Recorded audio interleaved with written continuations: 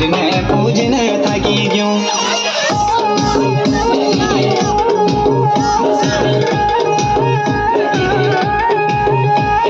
गाड़ काटी है नींबू की अलाक गुर उड़ाया कुकुर होती दुनी भरी चुला गया तो पाप ने बताया होती गाड़ काटी है नींबू की अलाक गुर उड़ाया कुकुर होती दुनी भरी चुला गया तो पाप ने बताया होती गरबारी बजाने भयाऊ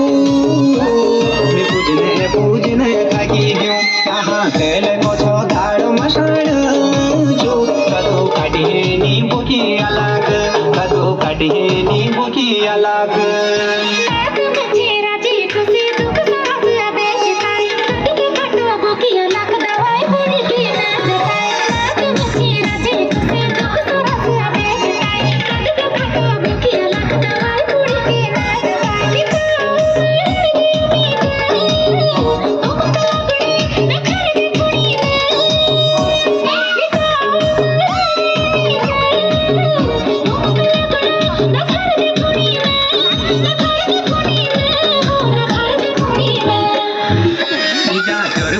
बैठाने भयाऊ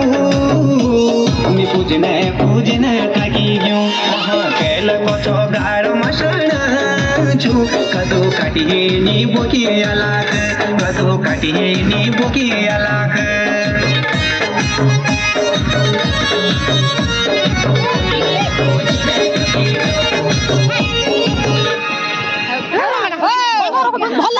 ଭଲ ଲାଗେ